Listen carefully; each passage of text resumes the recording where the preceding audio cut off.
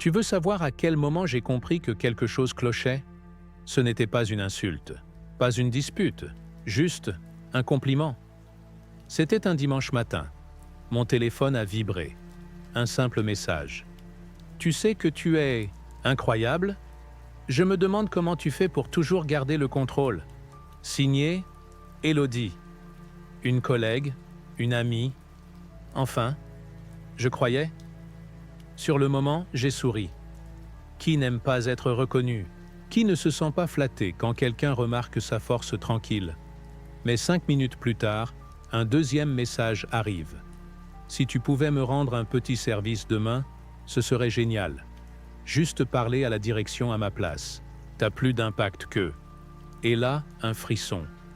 Pas de ceux qui te traversent quand tu as froid, mais ceux qui te secouent quand tu sais qu'on essaie de te tirer une ficelle invisible. Tu vois, ce n'était pas une demande. C'était un enchaînement. Une flatterie suivie d'un piège. Je n'ai pas répondu. Pas tout de suite. Et c'est là que le jeu a vraiment commencé. Dans les jours qui ont suivi, elle m'a bombardé de gentillesses, d'éloges, d'invitations à déjeuner. À chaque fois que je prenais de la distance, elle trouvait une nouvelle manière de me ramener. Tu m'inspires. Tu es la seule personne qui me comprend.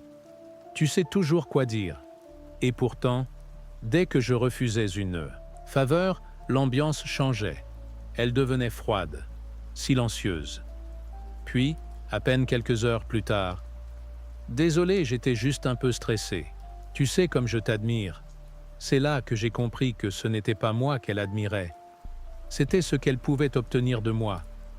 Il y a une forme de manipulation bien plus dangereuse que l'agression frontale. Elle ne crie pas. Elle ne frappe pas. Elle murmure. Elle t'offre une chaise confortable, puis te fait douter de ta position debout. Elle t'inonde de chaleur jusqu'à ce que tu oublies que tu brûles. Un jour, elle m'a demandé de mentir pour elle. Rien de grand. Une petite couverture, un oubli stratégique. Tu comprends? C'est pour m'éviter des problèmes. Et puis, toi, tu sais gérer ça mieux que moi. J'ai dit non. Et son visage a changé. Comme un masque qui tombe. Elle n'a pas crié. Elle n'a même pas protesté. Elle m'a regardé avec ce sourire vide et elle a dit « Tu n'es pas aussi loyal que je le pensais. » C'est ce jour-là que j'ai appelé Mr. Carter. Tu ne connais pas Mr. Carter. Peu de gens le connaissent vraiment. Il n'était ni coach, ni gourou. Juste un vieux monsieur qui tenait une librairie en retrait de la ville. Mais il avait ce don, celui de voir à travers les gens. Je lui ai raconté tout. Et il a ri. Pas un rire moqueur, un rire triste. Ce que tu vis, Adam, c'est une guerre douce. Une guerre faite de gestes lents et de mots enrobés. Elle ne veut pas te détruire. Elle veut te dévier. Elle veut que tu deviennes utile à ses yeux. Rien de plus. J'ai demandé « Mais pourquoi moi ?» Il a haussé les épaules. Parce que tu es stable. Parce que tu ne joues pas leur jeu. Et ça, c'est insupportable pour les gens qui manipulent. Ils cherchent des marionnettes. Et toi, tu coupes les fils. Il m'a regardé dans les yeux, sans détour. Alors ils te séduisent. Ils t'admirent. Ils t'élèvent. Pour mieux, te garder en laisse. Je suis resté silencieux. Il a ajouté plus doucement. Tu veux sortir de ce piège? Apprends à dire non, sans te justifier. Depuis ce jour-là, j'ai commencé à observer. Chaque mot, chaque demande déguisée, chaque « tu es tellement fort, je n'aurai jamais ton courage », suivi de « alors tu pourrais faire ça à ma place ?» Et j'ai appris, pas à me défendre, à ne plus m'exposer, à reconnaître les ficelles avant qu'elles ne s'enroulent autour de mes poignets. Mais ce n'était pas fini. Un soir, Élodie m'a attendu devant mon immeuble. Elle avait les yeux rouges. Elle m'a dit « Je ne comprends pas pourquoi. Tu me rejettes.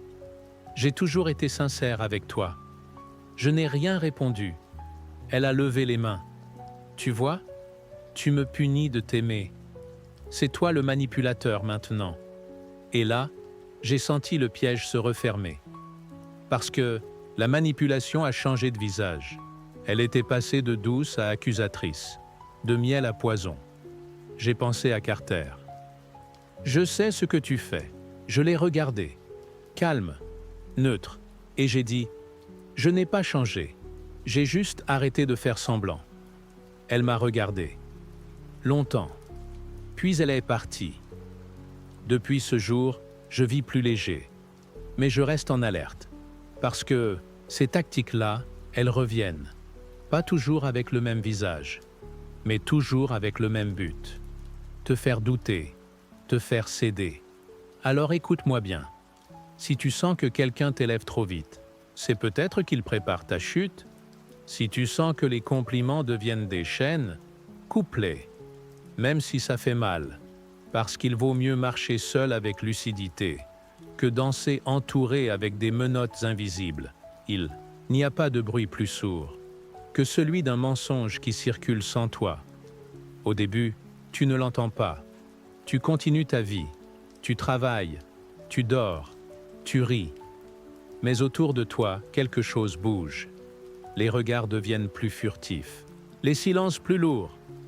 Et puis, un jour, sans avertissement, quelqu'un t'évite, puis un autre, et tu comprends, trop tard. Pour moi, tout a commencé par un détail insignifiant. C'était dans l'open space. Une collègue m'a lancé en riant. « Alors, t'as vraiment dit que tu pourrais faire le boulot de Vincent à sa place ?» Je l'ai regardé, un blanc. Je n'avais jamais dit ça, jamais pensé ça, mais le ton était léger, presque innocent. Alors j'ai souri. J'ai répondu « Bien sûr que non, tu me connais ?» Mais elle n'a rien dit. Elle a juste levé les sourcils, comme si elle doutait, comme si une graine venait d'être plantée. Et moi, sans le savoir, j'étais devenu le jardin. Le jour suivant, Vincent m'a à peine salué. Et quelques jours après, mon chef m'a demandé, à demi-mot, « Tu sembles tendu avec l'équipe, tout va bien ?» Et c'est là que la peur s'est installée.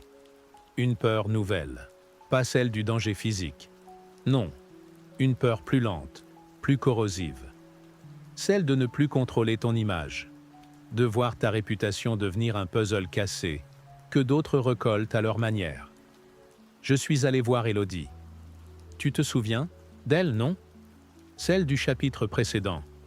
Je lui ai demandé « T'as entendu quelque chose sur moi ?» Elle a baissé les yeux, un peu trop vite. Et puis elle a dit « Tu sais, les gens parlent. Mais moi, je sais qui tu es. » Ce « mais » a résonné comme une gifle. Ce jour-là, j'ai compris. C'était elle. Ou peut-être quelqu'un d'autre, qu'elle avait simplement alimenté de sous-entendus. Mais peu importe. Le feu était allumé, et moi, j'étais déjà en train de brûler. Ce qu'on ne te dit pas, c'est que les rumeurs ne naissent pas toujours de haine. Parfois, elles naissent d'un besoin de contrôle. Parce que si on ne peut pas t'écraser, alors on te fait perdre l'équilibre. Un collègue vient me voir. Il me dit « Tu devrais faire attention à ce que tu dis. Certains trouvent que tu prends un peu trop de place. » J'ai ri. Mais au fond, ça piquait. Parce que je ne parlais presque pas. Je faisais juste mon travail. Et c'est là que le doute a commencé à me ronger. Je me suis demandé, est-ce que j'ai dit quelque chose de travers? Est-ce que je dégage quelque chose qui dérange? Est-ce que c'est moi le problème? Et c'est exactement là qu'ils veulent t'avoir. Ce n'est pas le mensonge qui te détruit. C'est ce qu'il fait naître en toi. Le soupçon, la gêne, l'envie de corriger une version de toi que tu ne reconnais même pas. Alors j'ai revu Mr. Carter. Il était assis dans sa librairie, comme toujours. Le bruit d'une horloge ancienne remplissait l'air, régulier, implacable. Je lui ai tout raconté. Il a écouté sans m'interrompre. Puis il a simplement dit « Ne combat, pas l'écho, marche ». Je ne comprenais pas. Alors il a ajouté « Un écho ne vit que si tu lui réponds. Si tu cries, il crie avec toi. Mais si tu restes silencieux, il s'éteint. C'est dur, tu sais. Ne pas se défendre, ne pas expliquer, ne pas chercher à remettre les choses à leur place. Mais j'ai essayé. J'ai décidé de ne rien dire. Rien à personne. Plus un mot. Et au début, c'était insupportable. Chaque sourire en coin me blessait.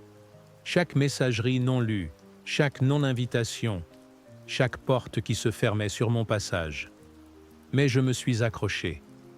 J'ai continué à travailler, à rester digne, à parler peu, mais juste. Et quelque chose d'étrange s'est produit. Un mois plus tard, Vincent m'a tendu une tasse de café. Sans un mot, il m'a regardé longuement. Et il a dit « J'ai compris, c'était pas toi ». Je n'ai rien répondu. J'ai juste hoché la tête. Parce que dans ce jeu-là, ce n'est pas celui qui crie le plus fort qui gagne. C'est celui qui reste droit, quand tout autour s'effondre. Mais attention, le silence n'est pas une fuite, c'est une force, un choix. Et il ne fonctionne que si tu es sûr de toi. Si tu sais que ton intégrité parle plus fort que tous les bruits extérieurs. Aujourd'hui, je veux que tu retiennes ça. Quand quelqu'un commence à répandre des choses sur toi, observe leur méthode. Ils ne veulent pas juste te blesser, ils veulent te pousser à réagir, à te justifier, à t'expliquer, encore et encore, jusqu'à ce que tu t'épuises. Ne joue pas leur jeu. Reste calme, reste juste.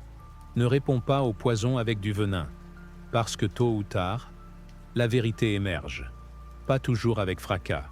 Parfois, elle revient comme une brise, discrète. Mais elle revient. Et quand elle le fait, ceux qui t'ont accusé sont déjà fatigués de mentir. Et toi, tu es toujours là, entier.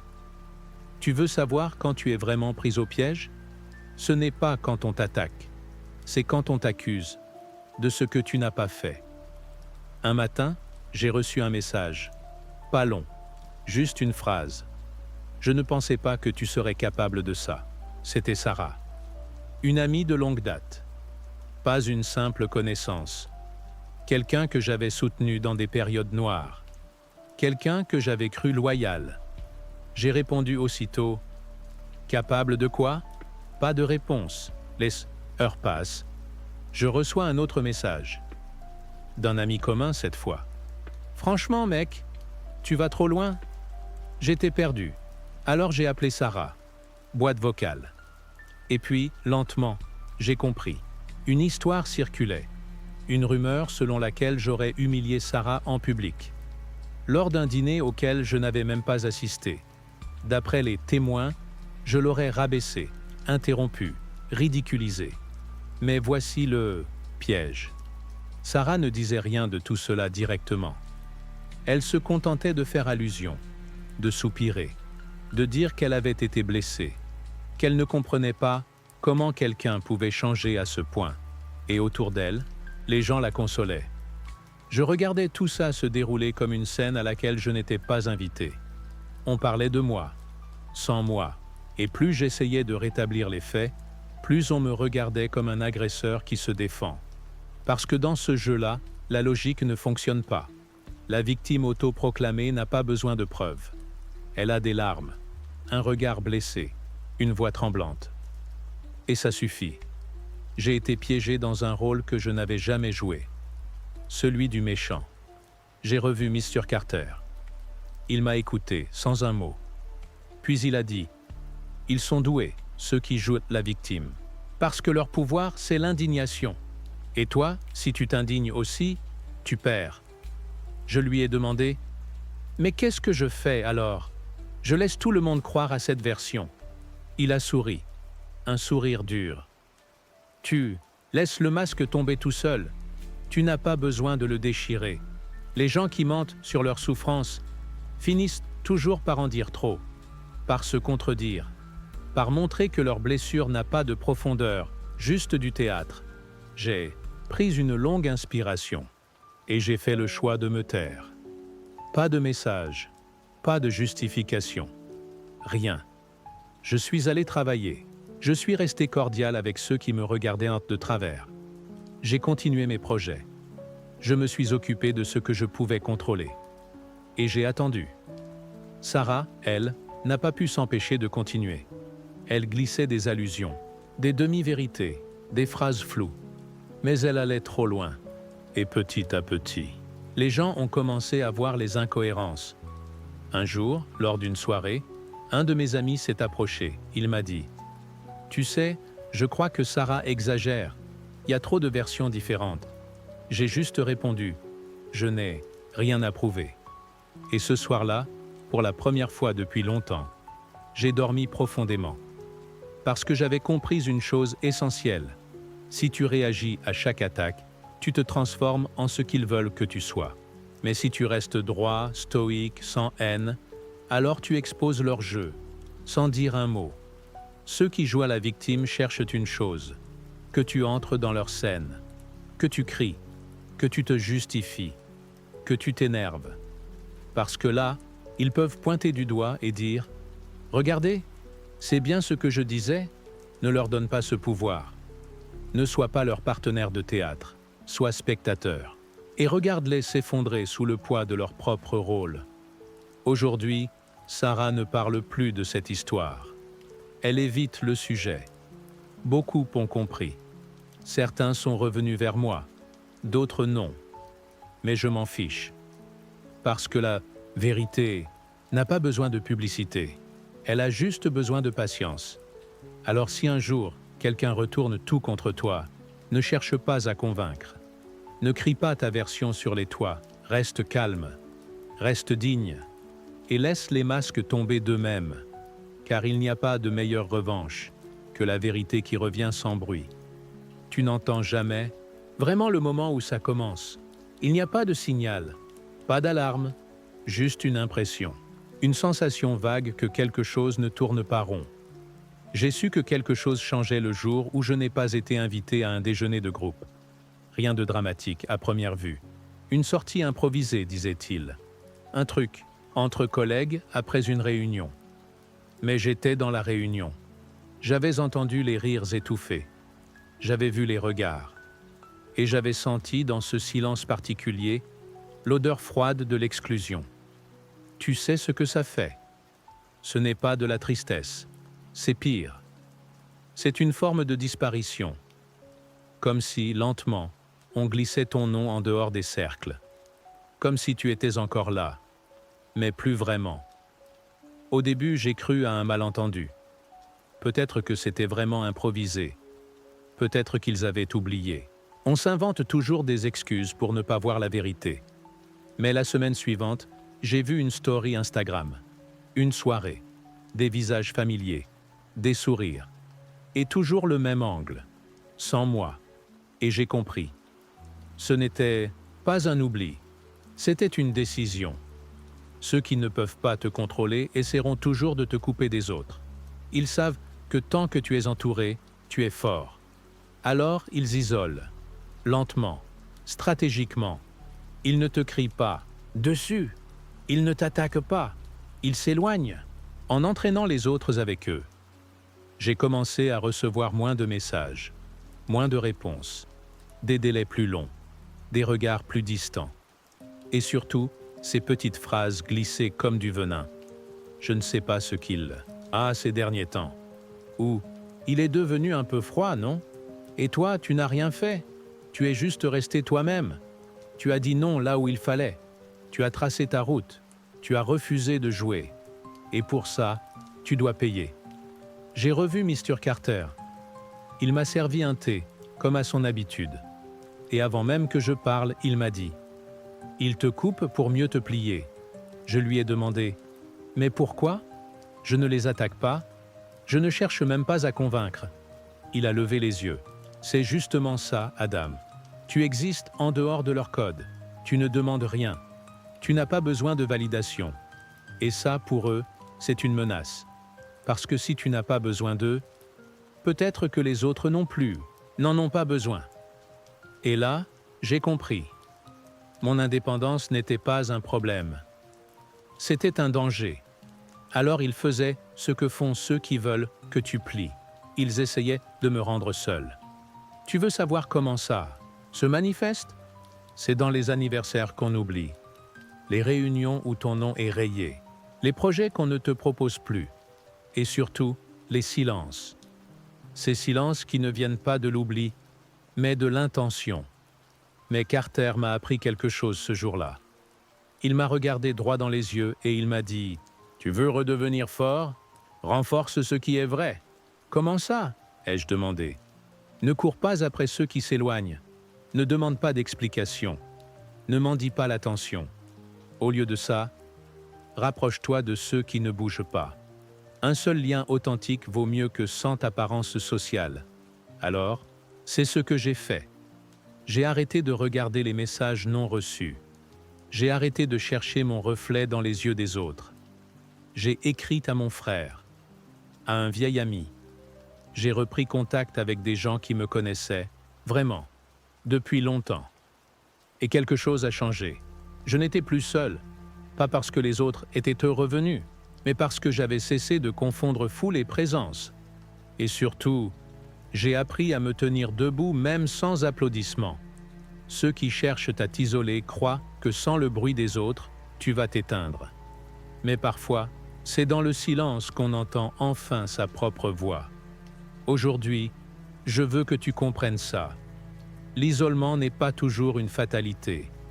Parfois, c'est un filtre, un test, un passage. Et si tu l'acceptes, si tu marches, seul sans peur, alors tu deviens inatteignable. Parce que ce que personne ne peut t'enlever, c'est ta capacité à rester toi, même dans le vide. Et ce jour-là, ils comprennent qu'ils ont perdu. Tu sais ce qui est le plus dangereux? Ce n'est pas quand quelqu'un te crie dessus, ce n'est pas la violence frontale, ce n'est pas la trahison brutale. C'est quand, doucement, méthodiquement, quelqu'un t'amène à douter de toi. Tu ne le vois pas venir, tu ne sens pas le piège. Parce que les mots sont doux, les phrases sont soignées, et elles arrivent toujours dans un contexte de bienveillance. Mais un jour, tu te regardes dans le miroir, et tu ne sais plus si ce que tu penses est « encore à toi ». Moi, ça a commencé par des compliments. Encore. Mais pas des compliments simples. Des compliments avec des conditions. T'as toujours de bonnes idées, mais t'as parfois du mal à les structurer. Ou bien, t'es très créatif. Dommage que tu sois si impulsif. Et moi, je disais merci. Parce qu'on m'avait appris que les critiques étaient des cadeaux. Mais à force de les recevoir, je ne savais plus ce qui était vrai. Et ce qui était juste une manière polie de m'empoisonner. Puis il y a eu les conseils, toujours formulés avec tact, toujours déguisés en gestes d'aide. Tu sais, à ta place, je ne ferais pas ça comme ça. Mais bon, chacun sa manière. T'as pensé à demander l'avis de quelqu'un d'un peu plus expérimenté? Et encore une fois, je disais merci, parce que j'étais poli, parce que je voulais bien faire, parce que je pensais qu'il voulait m'aider. Mais un jour, j'ai préparé un projet important. J'y avais mis des semaines. C'était solide, original, clair, et juste avant la présentation, un collègue m'a dit, l'air léger. « T'as pas peur que ça manque de profondeur ?» Et j'ai paniqué. J'ai relu tout. J'ai modifié. J'ai supprimé. J'ai ajouté. J'ai perdu confiance en ce que j'avais construit. Et quand est venu le moment de présenter, j'étais flou, hésitant, nerveux. Le projet a été rejeté. Ce soir-là, j'ai regardé mon écran et je me suis dit, est-ce que je suis en train de me saboter ou est-ce qu'ils le font à ma place? C'est là que je suis retourné, voir Mr. Carter. Il m'a reçu sans un mot. J'ai expliqué ce que je vivais. Les conseils, les doutes, les regards, les sous-entendus. Et il m'a simplement dit, ils ne veulent pas que tu tombes, ils veulent que tu marches avec leurs béquilles, pour pouvoir te dire que tu leur dois ton équilibre. J'ai levé les yeux. Mais pourquoi faire ça? Il a souri triste. Parce que si tu crois en toi, ils perdent leur pouvoir. Et là, j'ai compris. Ce n'était pas moi qui étais instable. C'était eux qui faisaient trembler le sol sous mes pieds à chaque fois que j'avançais. Tu veux savoir comment on sabote quelqu'un? Ce n'est pas en lui criant dessus. C'est en le félicitant. Juste assez pour qu'il continue, mais jamais assez pour qu'il prenne confiance. C'est en semant des doutes avec élégance, en proposant mieux, toujours, en faisant de ton indépendance un danger pour leur ego. Alors j'ai décidé de changer. J'ai commencé à noter mes idées et à ne plus les montrer avant d'être sûr de moi. J'ai pris mes décisions sans les soumettre à validation. Et quand quelqu'un me disait Tu devrais peut-être revoir ça. Je répondais calmement. C'est possible. Mais j'assume mon choix. Et tu sais quoi? Certains ont reculé. D'autres ont insisté. Mais moi, pour la première fois, depuis longtemps, je ne tremblais plus. Parce que la confiance ne naît pas du regard des autres. Elle naît de la répétition du courage, de ta capacité à continuer, même quand personne ne t'applaudit. Aujourd'hui, je veux que tu retiennes ça. Si quelqu'un te fait douter de toi en permanence, sous couvert d'aide, d'amitié ou de mentorat, pose-toi une seule question. Est-ce que je me sens plus forte après l'avoir écouté ou plus fragile? Et si la réponse, c'est plus fragile, alors tu es face à un saboteur déguisé. Ne lui donne pas les clés de ta boussole intérieure, car une fois que tu ne sais plus dans quelle direction tu vas, tu finiras par suivre n'importe qui. Rappelle-toi, tu n'as pas besoin qu'on te rassure pour avancer. Tu as besoin de croire que même dans le doute, tu es capable. Et c'est cette foi-là qu'ils essaient de t'enlever. Tu sais quel est le vrai test de ta force intérieure? Ce n'est pas ce que tu fais quand tout va bien. C'est comment tu réagis quand on essaie délibérément de te faire exploser. Moi, j'ai mis du temps à comprendre qu'on me provoquait exprès. Je croyais que c'était des maladresses, des petites piques, des moments de tension passagers. Mais un jour, j'ai croisé son regard, celui de Nicolas, et j'ai vu quelque chose d'autre. Pas de la colère, pas de la frustration. Non, j'ai vu le plaisir de me voir vaciller. Tout a commencé par des remarques anodines, en réunion. Tu as fini ton dossier ou tu réfléchis encore? Tout le monde riait doucement. Moi aussi. Je ne voulais pas faire de vagues. Puis c'est devenu plus direct. C'est original, ta manière de présenter les choses. On dirait presque que tu improvises. Toujours avec le sourire. Toujours. Devant les autres. Et puis un jour, seul à seul, il a dit « Tu sais, je t'aime bien. Mais parfois, t'as ce petit air de supériorité. Ça peut t'agacer. » Il voulait que je m'excuse, que je me défende, que je me justifie.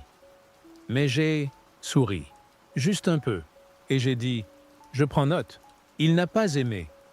Les semaines suivantes, il a redoublé d'efforts. Il corrigeait mes documents devant les autres. Il m'interrompait en pleine phrase. Il faisait semblant de mal comprendre mes propos. Et toujours avec cette fausse innocence.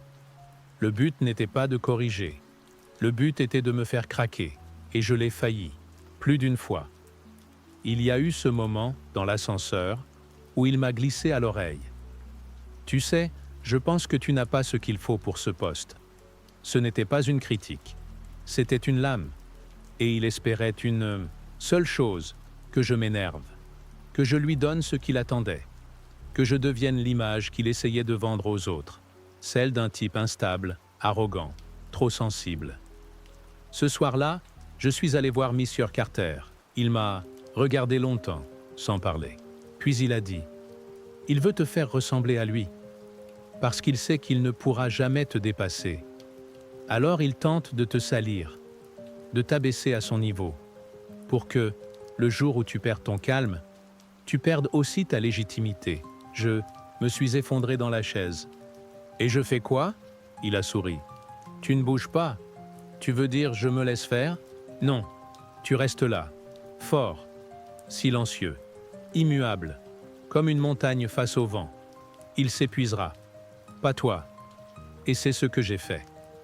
Le lendemain, Nicolas a fait une remarque blessante sur ma présentation, en pleine réunion, devant tous les cadres. J'ai levé les yeux, je l'ai regardé, et j'ai dit, sans élever la voix, « Je note ton retour. Merci. » Il s'est figé, parce qu'il attendait le feu. Il a eu le givre, et ce jour-là, quelque chose s'est brisé. Chez lui. Tu vois, les provocateurs se nourrissent de ta réaction, pas de ton opinion, pas de ta colère, de ta réaction. Ils veulent te faire perdre ce que tu contrôles, ton image, ta voix, ta paix. Et quand tu leur refuses cette offrande, ils s'étouffent avec leur propre venin. Ce n'est pas facile, Rester calme quand on t'attaque demande une force que peu comprennent, parce que tout ton corps hurle, tes poings se serrent, ton cœur bat vite, et tu veux te défendre, tu veux rendre coup pour coup. Mais à ce moment précis, le vrai pouvoir, c'est de ne pas leur ressembler. Aujourd'hui, je veux que tu retiennes ça. Si quelqu'un te cherche, si quelqu'un s'acharne, si quelqu'un t'expose, te provoque, te pique, ne mords pas à l'hameçon.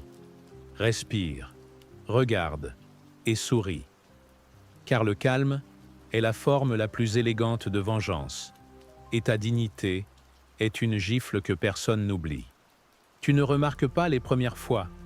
C'est subtil, une manière de parler, une expression que tu utilises souvent, reprise par quelqu'un d'autre. Tu crois à une coïncidence, un hasard. Après tout, on s'influence tous, non? Mais un jour tu regardes cette personne, et tu ne vois plus elle. Tu vois? Toi, moi, c'était Thomas. On travaillait ensemble depuis 6 mois. Sympa, compétent, toujours enthousiaste. Il me posait souvent des questions. Tu fais comment pour gérer autant de trucs? Ou t'as toujours une bonne manière de dire les choses? Je t'admire. J'étais flatté. J'essayais de l'aider. Et puis, petit à petit, j'ai commencé à remarquer des choses. Il utilisait mes phrases exactes en réunion. Il reprenait mes idées, parfois avec les mêmes mots, une semaine après. Mais ce n'était pas du plagiat évident. C'était plus sournois, comme si mes façons de penser, mes choix, mes tournures devenaient les siennes. Et les autres ne voyaient rien. Au contraire, Thomas a bien évolué, non? Il a de plus en plus d'impact. Et moi, je me taisais, parce que je ne voulais pas paraître jaloux, parce que je me disais que j'exagérais. Mais un jour, il a fait une présentation. Et tout y était. Mes schémas, mon vocabulaire, mes anecdotes, même mon ton de voix, et les gens ont applaudi. Quelque chose en moi s'est fissuré. Je suis allé voir Mr. Carter. Encore. Il m'a écouté, comme toujours. Puis il a dit, « Ils ne veulent pas ton chemin, juste ta destination. » Je ne comprenais pas.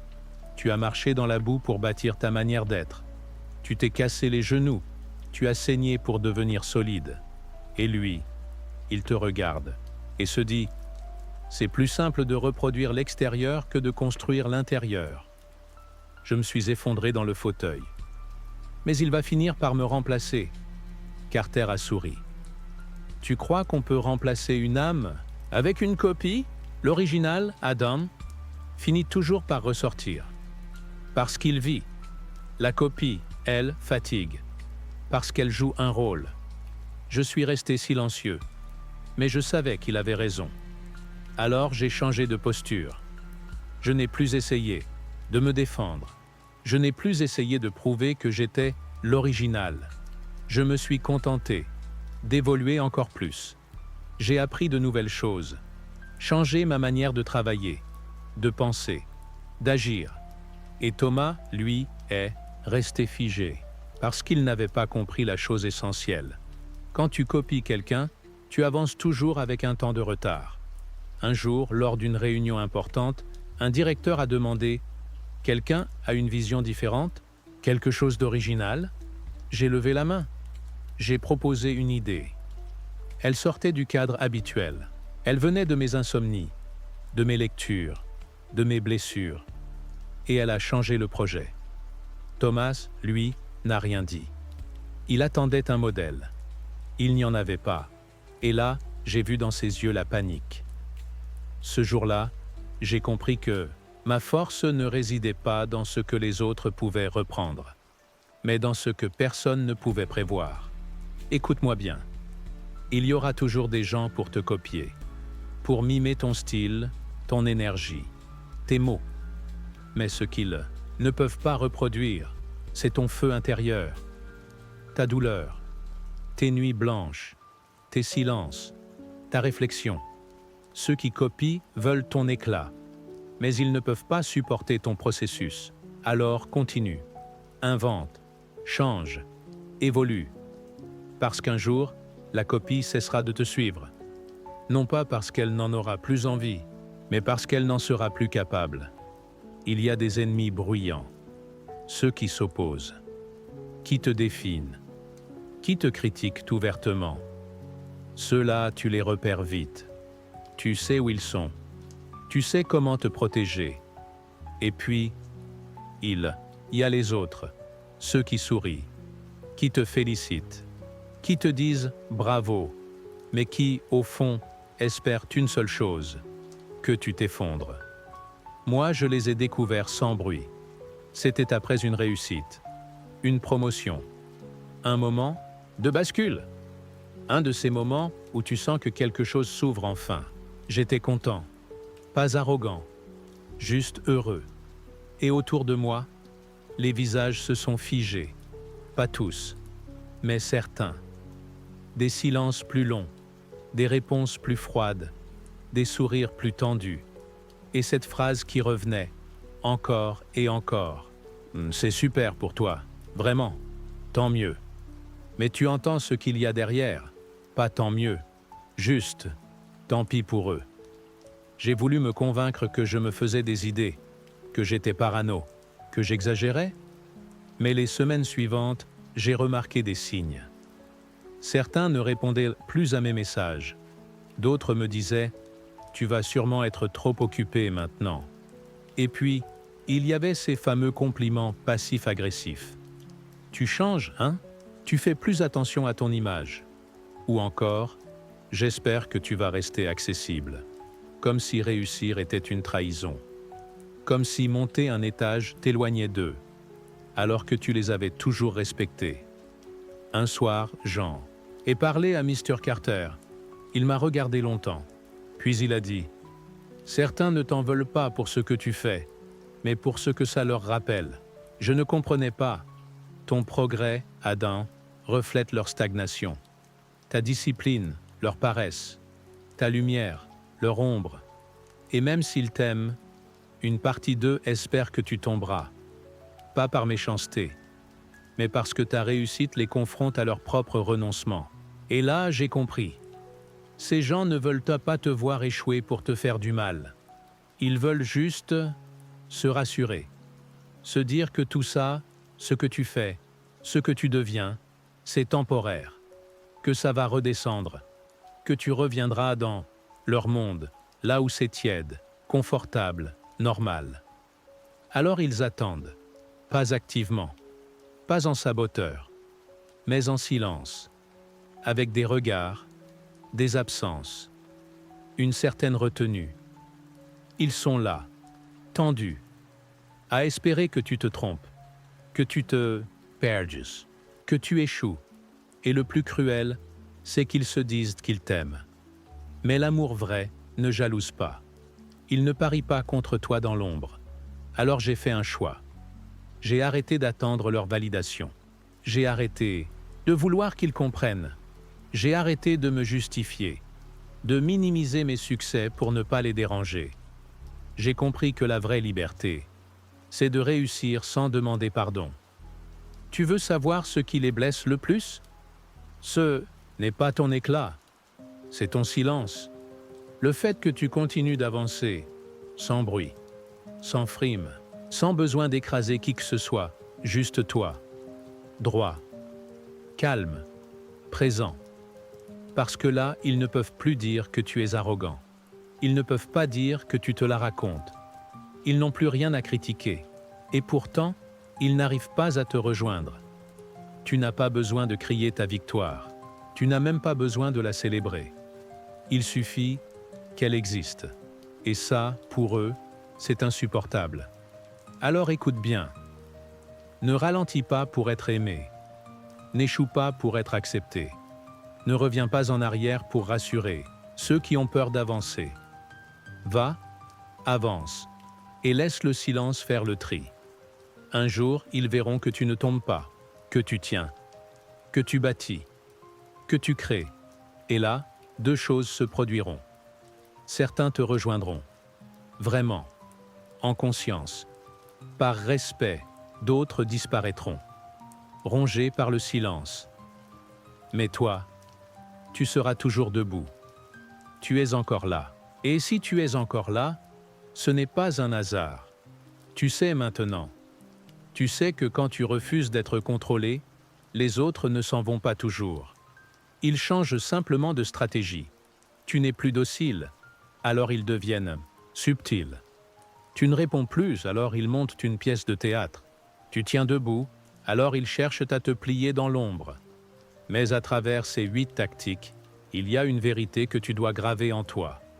Ce qu'ils font n'a rien à voir avec toi, tout à voir avec eux. Ta liberté est un miroir, ta clarté une provocation, ta constance une menace. Tu ne te justifies pas, tu ne participes plus à leur jeu.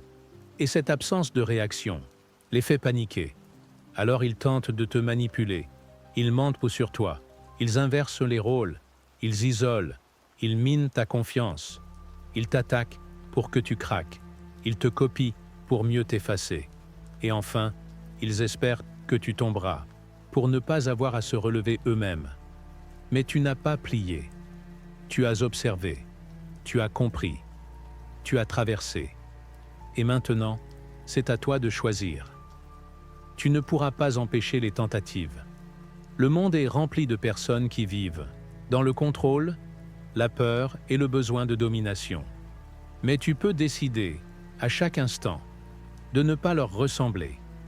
Alors choisis une seule réponse, une seule, celle qui t'a le plus parlé, et incarne-la dès aujourd'hui. Pas demain, pas quand ce sera facile, maintenant. Rappelle-toi, chaque fois que tu résistes à une manipulation sans céder à la colère, tu gagnes. Chaque fois que tu restes droit quand on te pousse, tu t'élèves. Chaque fois que tu avances sans bruit, tu déranges ceux qui vivent dans le vacarme. C'est comme ça qu'on devient libre. Pas en criant, pas en explosant, mais en restant fidèle à soi-même, quand tout pousse à la trahison intérieure. Et si ce message t'a touché, si tu sens qu'il résonne dans ton histoire, alors fais ce simple geste, écris-le. Je refuse d'être contrôlé. Pas pour moi, pour toi. Et surtout, reste là, la suite arrive.